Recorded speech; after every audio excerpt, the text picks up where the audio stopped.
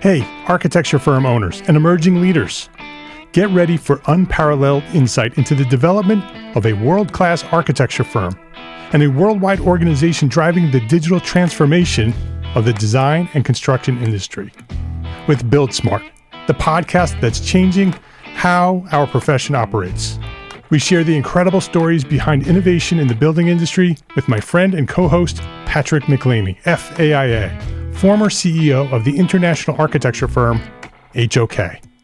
You know, Yamasaki's office or firm lasted during his lifetime. And when he passed away, I think that was the end of the Yamasaki office. Helmut did not want that. He wanted a firm that would live out and grow beyond the founders. In Season 1, discover the untold stories behind HOK's meteoric rise, from 150 employees in St. Louis to a powerhouse with over 1,900 staff members and 27 offices worldwide. You know, they weren't as polite as the Kojima people. That was just boom. And anytime you have a creditor, whether it's Kojima or the bank, that wants their money, unless you can raise money someplace else, you are out of business. Bankrupt. And hold on tight for Season 2, where Patrick takes us on a new adventure as chairman of Building Smart International, shaping the future of digital transformation in the design, construction, and operation of built assets. Ian Howell, Ken Harold, and I, Ken was my technical representative from HOK. The three of us took a tour of Europe of 5 cities in 5 days. Very busy time.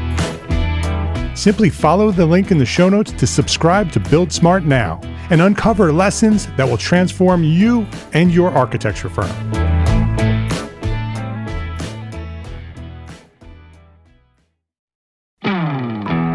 Hey, architecture firm owners and emerging leaders. Get ready for unparalleled insight into the development of a world-class architecture firm and a worldwide organization driving the digital transformation of the design and construction industry. With Build Smart, the podcast that's changing how our profession operates. We share the incredible stories behind innovation in the building industry with my friend and co-host, Patrick McLeamy, FAIA, former CEO of the international architecture firm, HOK. You know, Yamasaki's office or firm lasted during his lifetime. And when he passed away, I think that was the end of the Yamasaki office.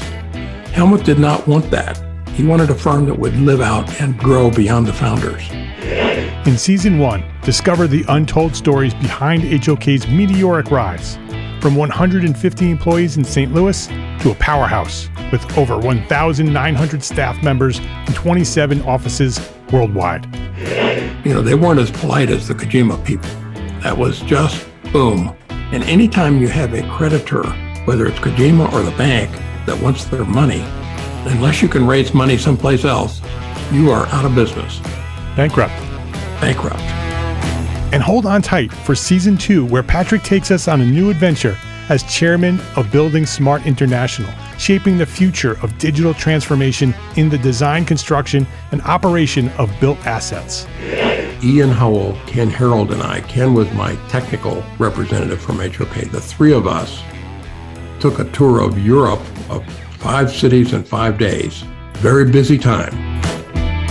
Simply follow the link in the show notes to subscribe to Build Smart now and uncover lessons that will transform you and your architecture firm.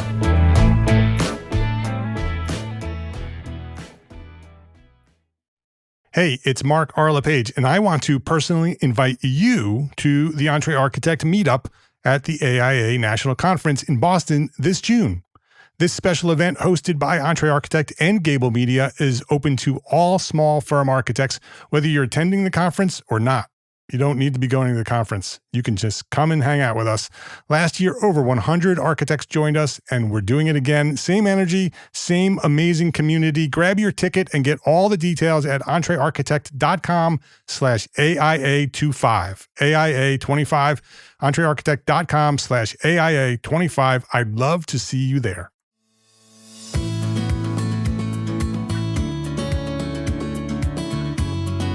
My name is Mark R. LePage, and you are listening to Entre Architect Podcast, where each week I speak with inspiring, passionate people who share their knowledge and expertise, all to help you build a better business as a small firm entrepreneur architect.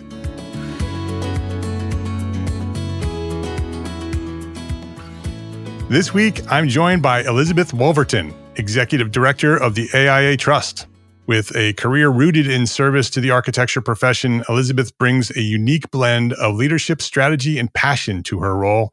From her early days exploring historic homes in Virginia to her current work advocating for architects nationwide, Elizabeth has built a meaningful path within our profession. Today, she shares her journey, the evolution and evolving mission of the AIA Trust, and how small firm architects can better protect and position themselves for long-term success. Elizabeth Wolverton, welcome to Entre Architect Podcast. Thank you so much for having me, Mark. It's a pleasure to be here. Oh, it's great to have you here. The AIA Trust is a significant part of our profession. They have been a big part of my career because of the support that AIA Trust provides to small firms and architects in general. And so I'm looking forward to this because I think a lot of architects don't really understand what the trust is and how it's organized and why it's organized and the history and why it exists. So I'd love to dive into that conversation. But before we do that, I want to know more about you personally. So I want to know your origin story. When did you discover your passion for architecture in our profession? And who or what inspired you to get started? Yeah, those are great questions. And I'll go maybe further back since you did reference part of the bio that I had provided to you all. I grew up in Virginia. So a lot of my field trips were to historic locations, Montpelier, Mount Vernon. I grew up in Fredericksburg specifically. So there's a beautiful downtown area there if you haven't been. But it was funny because it's a lot of traditional brick, colonial architecture. And so I actually graduated school, started in a healthcare system for regulatory affairs and risk management, which, fast forward to now kind of came into play a little bit. But I wasn't seeing a lot of growth and I had the opportunity to apply to AIA. And I was fortunate enough to be hired into their honors and awards department in 2011, which was really funny to me because all of a sudden I was getting all of these, I was in charge of all the different programs that AIA had. And I was starting to see all of these super sleek, super modern, like nobody was painting the walls in any of the buildings that I was seeing coming through. And I was like, the first year I was like amazed when one of the juries picked something like that over something that was really traditional from somewhere in the East Coast. And I was like mind blown. And then the more I worked with AIA, the more I was like, there is so much beauty and so many of the different things that are happening, not only in our country, but around the world. And so it was really, honestly, I feel like the best place for me to start at AIA to gain my appreciation for the community. And I loved working. I worked specifically for a number of years on the Knowledge Communities programs.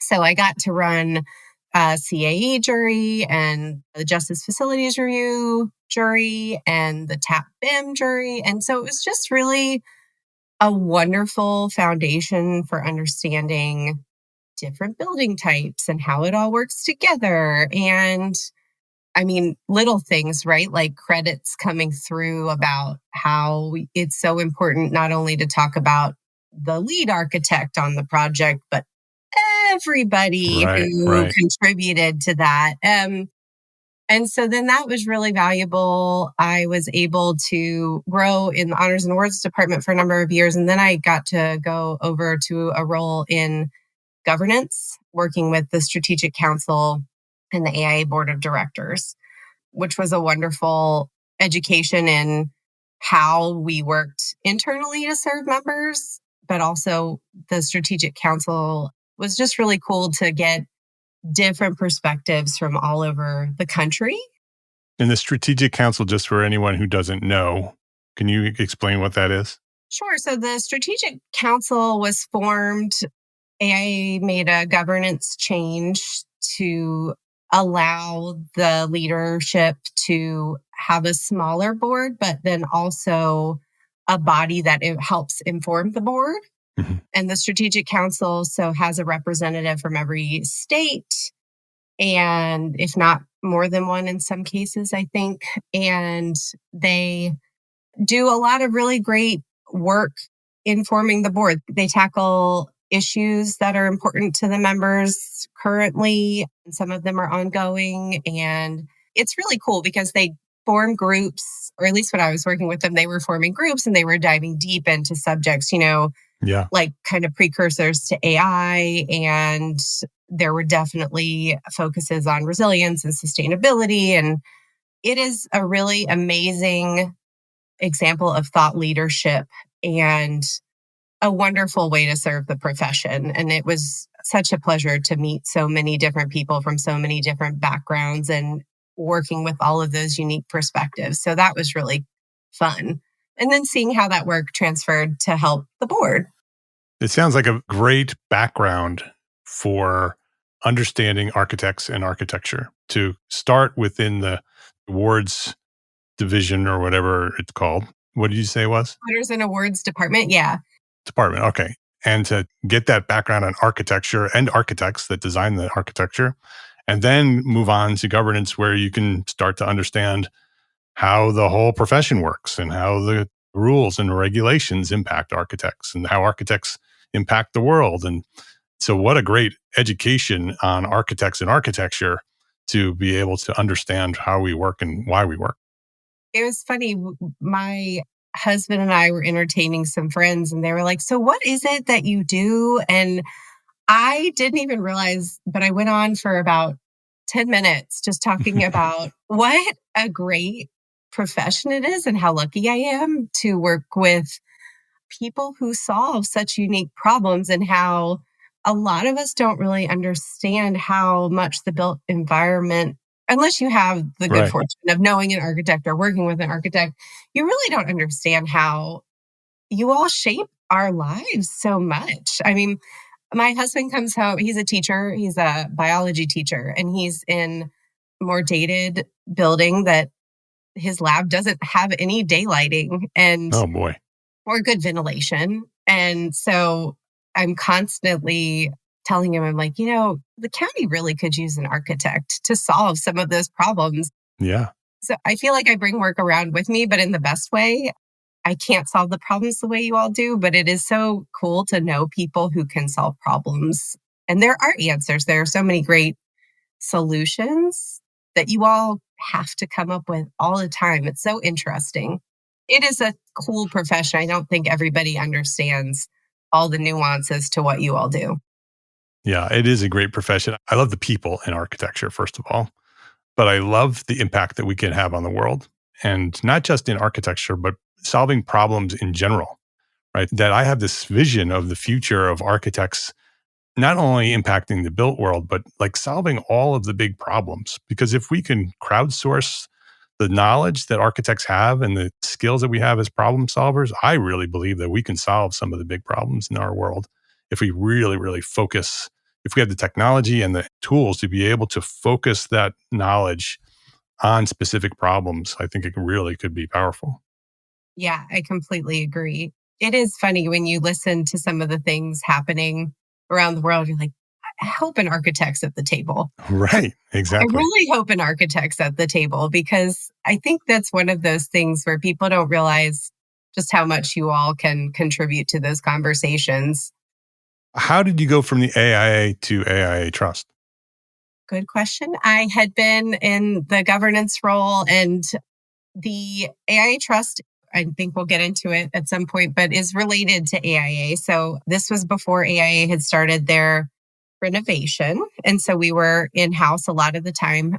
And the AIA Trust had offices inside of AIA's headquarters as a related organization. And I knew my predecessor, the previous executive director. She had served in the role for 20 some years. So it wasn't an opportunity that had come up before. And I think the previous there have only been three. I'm the third. And the previous one had served in that role since the trust was formed and needed an executive director. So anyways, the opportunity came up and a colleague had reached out and said, you should go for that. And I had looked at it. I knew it was available, but I was like, oh, well, I love my job now. I'm not looking for anything.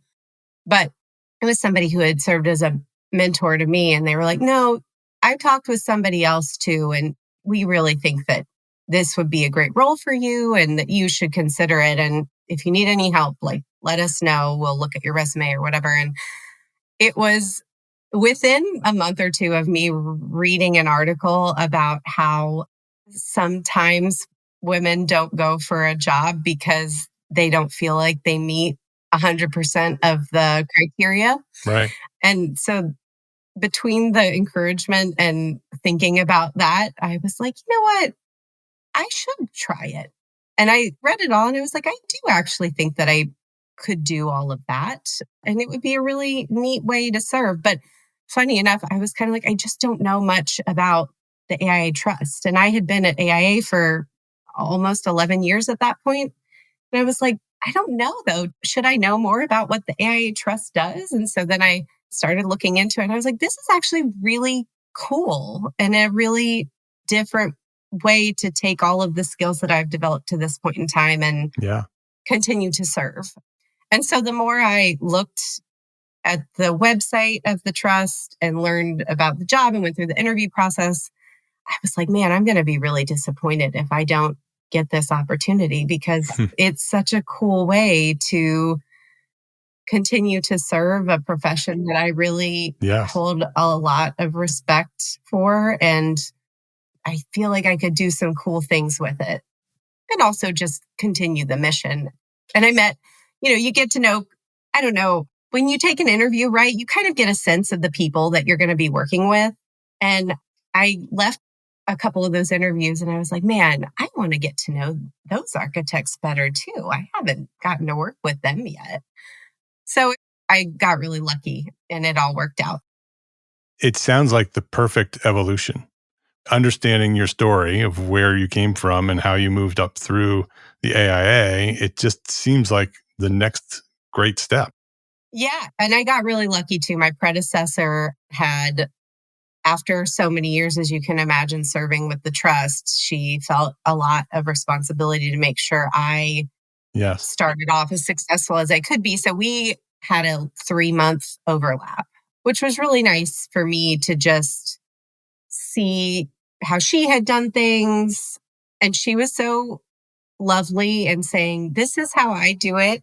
And maybe you'll want to change it. But she got me set up with all the people, all of our plan providers. I had a lot of really great meetings with her and with them. And I started as soon as, her final day came, I really felt between my understanding already of how AIA worked and then all of the knowledge that she imparted on me, I felt ready for the races. Yeah. Let's talk about the trust. Yeah. What is it, first of all? What is the trust and how does it serve the profession? So I'm going back to kind of something that you said at the beginning where everybody's like, what is the trust? What does it do? And like, that was one of the things that when I started, everybody's like, yeah, the trust is just AIA's best kept secret. And that was actually how I was introduced at one conference. They're like, and here's Elizabeth Wolverton from the trust. And the trust is AIA's best kept secret. And I was like, we really need to get rid of that. Yeah, it should not be a secret. That's not a good thing. But so the trust is the benefits, risk management, legal, and retirement options for AIA members. We were established separately because, as you can imagine, there are certain intricacies that happen with some insurance programs that it was a smart move to put us as a separate thing just to protect. So AIA could be protected from it and we can run those programs without creating any risk to AIA. Yeah. But we are related, formed out of AIA. We have all of our trustees are appointed by the AIA president. Our board is made of 7 members, 6 are members, and 1 is a case executive, component executive. So there are a lot of things that keep us related, but we were established to serve members with benefits such as those. When was it established? So in the 1950s, 1952, I believe, is our official year. There was not an executive director at the helm, though, until the 80s. So it really started, the joke is that it started on a cocktail napkin between someone who managed some insurance programs, and they were like, yeah, let's do this. You guys should be offering some of these benefits to members. And I think it was pretty informal at the beginning, but ever since then, we've grown into very formal and have continued to expand our offerings so long as they make sense for what you all need. Yeah. So it's a way for architects to organize themselves through the AIA, right? As an organization, we have thousands of architects who are members. So we can use that leverage with insurance companies and other providers to get coverage and to have other benefits that are available to us in a way that we wouldn't be able to if we were individual businesses. Is that correct? So, sort of.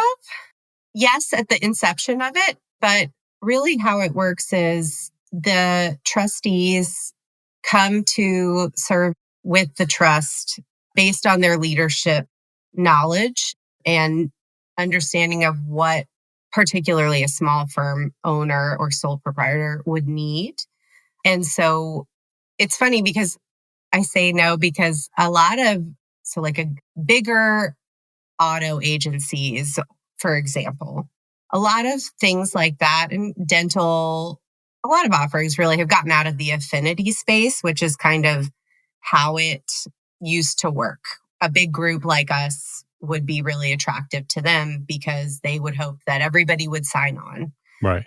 But over time, associations have changed a little bit. So a lot of people are getting out of that space, which I think works really well for us, though, because it doesn't mean that we're constantly having to reevaluate. We are given the opportunity to actually have conversations about what it is that you all truly need. And we can go see who wants to partner with us. And in some cases, there are rate advantages, but a lot of where our strength lies too is that you know that your architect's protected by architects, that they're member evaluated programs that they know that you all will benefit from having in one place, especially if you don't have time to work with a broker or all the resources to go out and do all of that on your own. Right. So it's all custom tailored, knowing that you all need it. So professional liability, insurance, business owners, key person, cyber. We're starting to see a lot of need for cyber.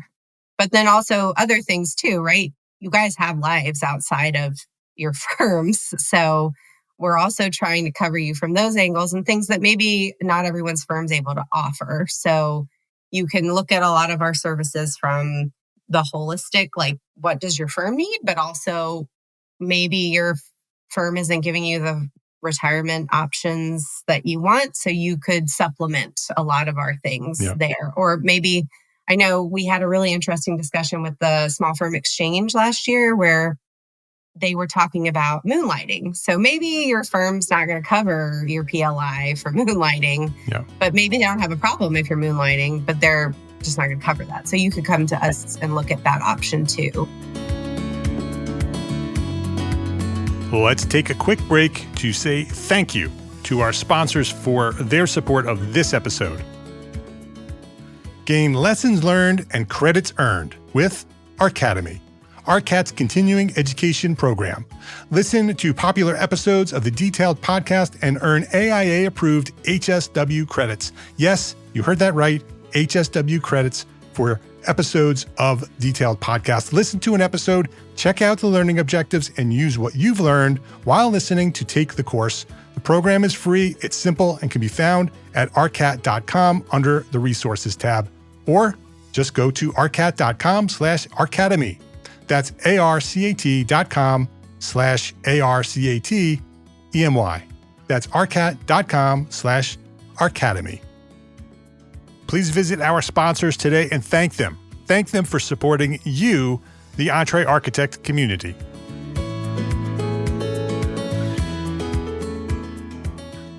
Specifically, what type of services do you offer? And architects are listening, how does it work? If they wanted to learn what is offered and how to start engaging with the trust, what's that process look like? Sure. So I think what's really cool about the AIA Trust is you could come to us at any age, any stage of your career, depending on what you need. One of the things that has always performed really well on our site is the Start Your Own Firm guide, Run Your Own Firm guide. And then we know a lot of firms need help transitioning their firm when it's time to consider who should be the next leader. Right. So we have those guides separated out, but we also have a beautiful new website that was launched in Q4 last year. And one of the features that we worked hard on is the product finder. So if you come to our website and you don't know what you're looking for, but you're like, oh, the AIAtrust.com, I should go check that out. Go to that because it walks you through a series of questions that, are you there for your firm? Are you a member or not? Do you need a series of which benefits are you specifically looking for? And it will pop out all of the things that we offer to you based on your responses to those questions, which I think is a really good way to start if you're not quite sure how you want to use us. But yeah, I feel really confident in saying we have a little bit of something for everybody. It just depends. And I'm always constantly surprised when we go to an event. People are always like, oh, we didn't know that you exist, which then we talk about that a little bit. And then a lot of the times I hear, I need to transition my firm. How do we start that? Or I hear, I need healthcare. That's one that obviously very important. And so we have that option and we'll talk about that. Another thing that we're starting to hear a lot more about that I mentioned earlier was cyber insurance. We're trying really hard to get the word out that, your professional liability insurance coverage doesn't cover your cyber issues. What does that mean? What's the risk? Where are the liabilities for cyber? Sure. So if you are working on a project, we've seen a couple cases come through, it doesn't even have to be your system, right? It could be your contractor's system gets hacked and the money never makes it to whoever it is that needs to be paid. That can be it's coming through in professional liability claims, but it's not covered. It's covered under your cyber insurance. And so you need a separate policy in addition to your professional liability insurance. And we do an annual survey with ACEC and NSPE every year. And it's really great. We're actually releasing an article about it in our newsletter at the end of this month, the trends that they're seeing. But it's 2 days of interviews with 12 different professional liability insurance carriers. And they talk to us about all the things that they're seeing across the board in claims. And every year for the last 3 years that I've been a part of it, everybody's ramping up their cyber insurance efforts.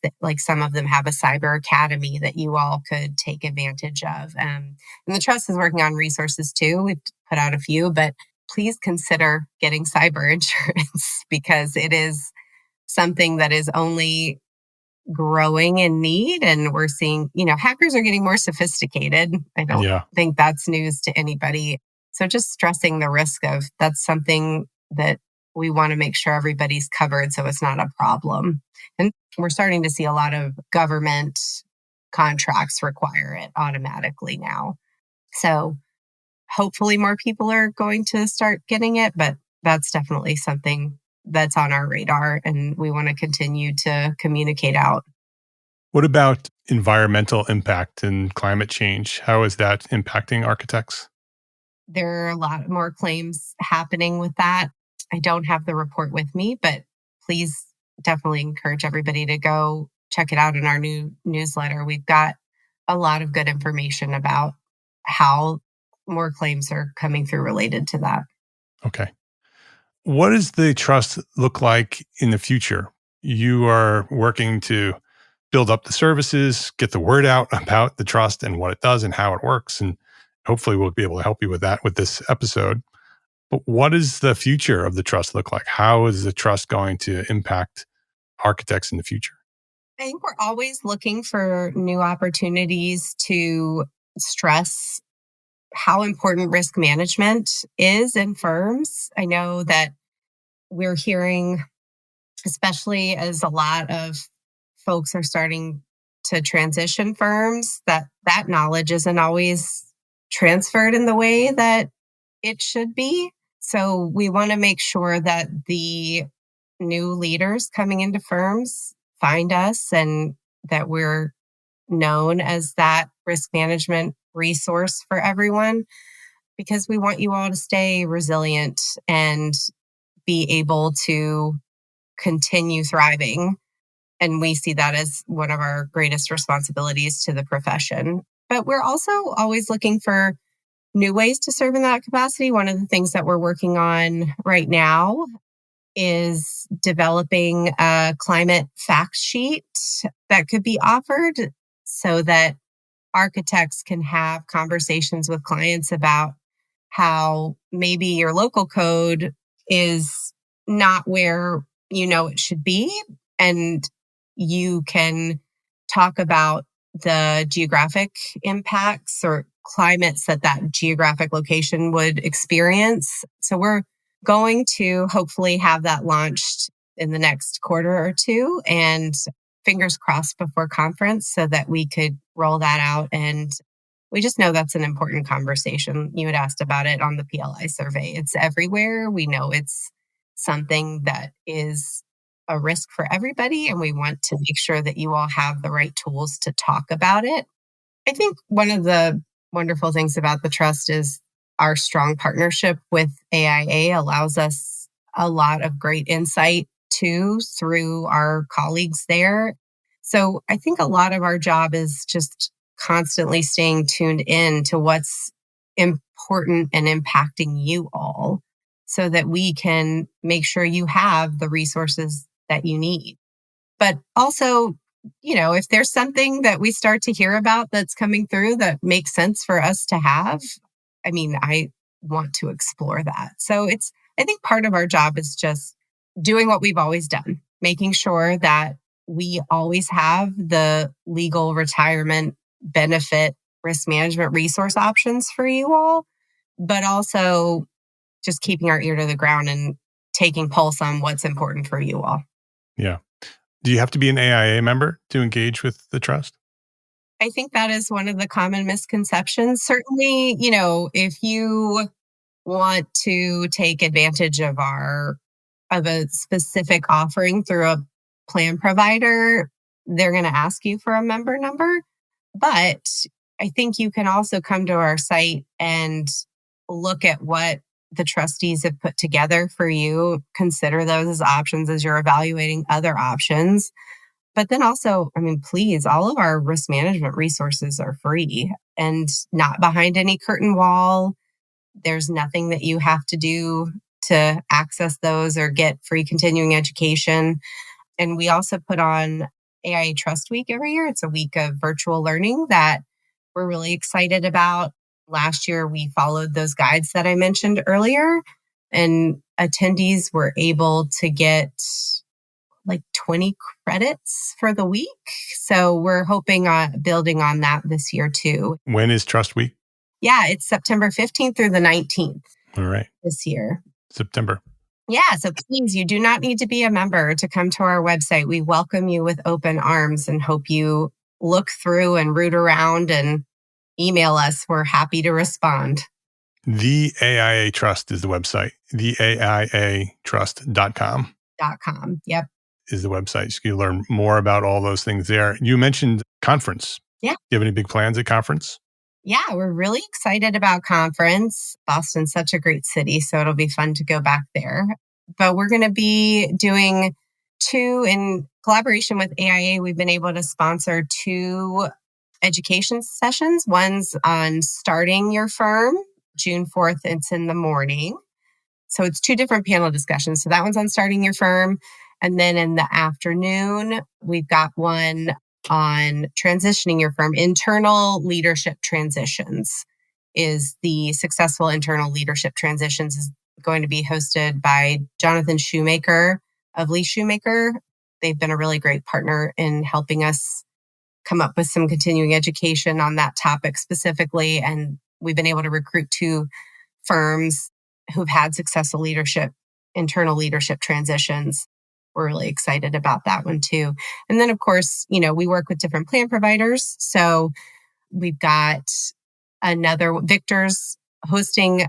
It had a funny name, but we've got them all listed out on our newsletter article about how you'll find us at conference. But the other thing I want to mention is we're doing a firm audit. We're helping out in the AIA booth with their annual firm audits, bringing all of our plan providers with us. So please stop by the booth and say hello. You can schedule a time to talk with one of the attorneys from our service legal line. You can talk with Victor about any of their insurance offerings if you're in search of them. You can talk about key term with our friend Mike Murphy of Gallagher Insurance, who does a whole suite of other insurance offerings with us. And then, of course, our retirement reps from Equitable. Will you be there? I will be there, yes. All right.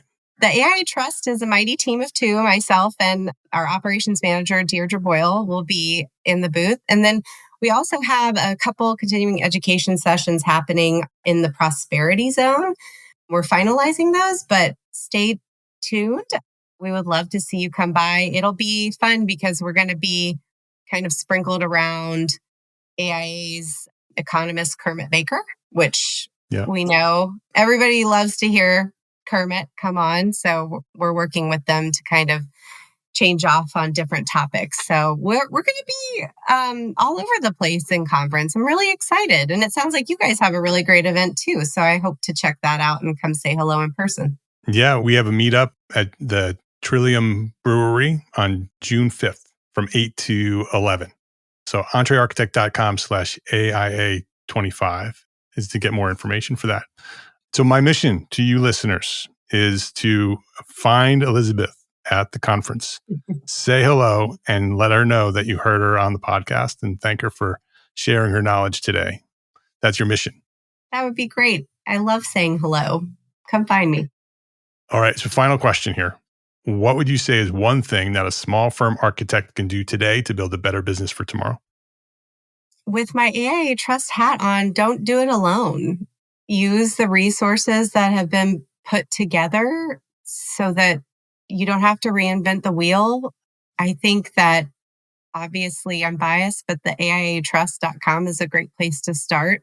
And I hope that if there's something that you are in search of and you can't find it immediately, please shoot me an email at elizabethwolverton@aia.org, and I would love to work with you directly.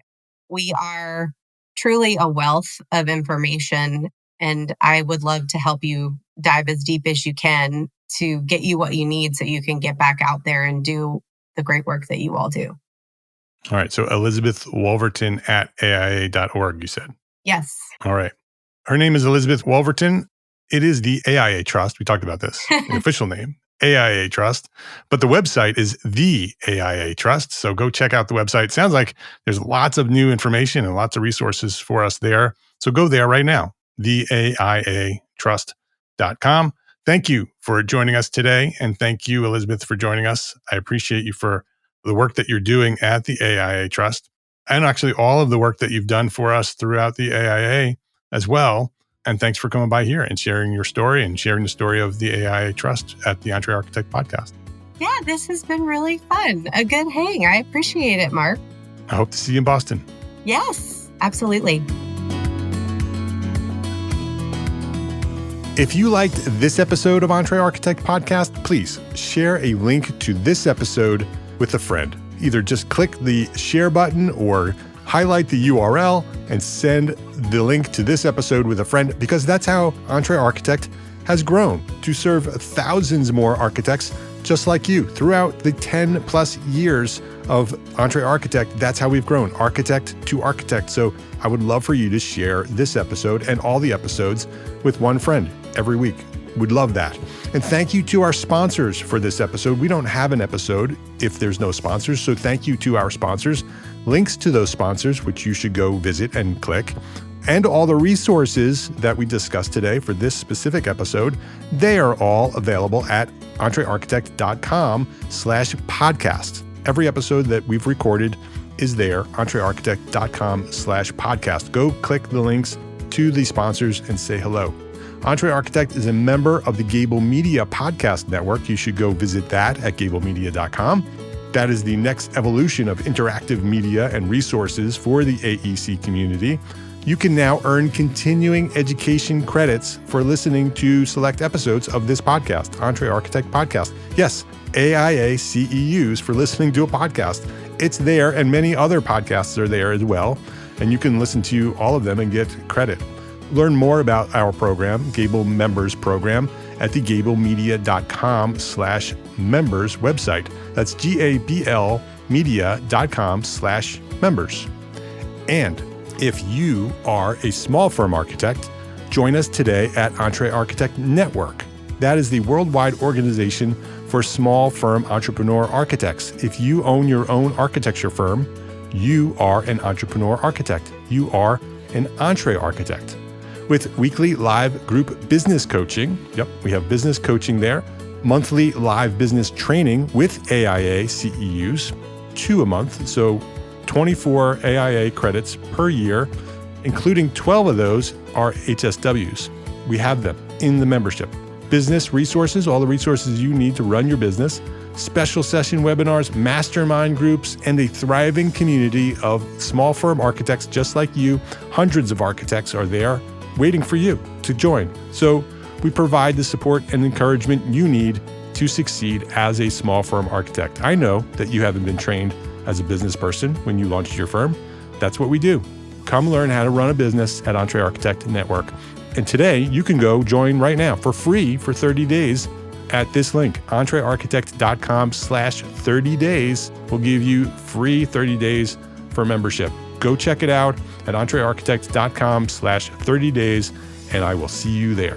Thank you for listening to this episode of Entre Architect Podcast. My name is Mark R. LePage, and I want you to remember 3 words: love, learn, share. Have a great day.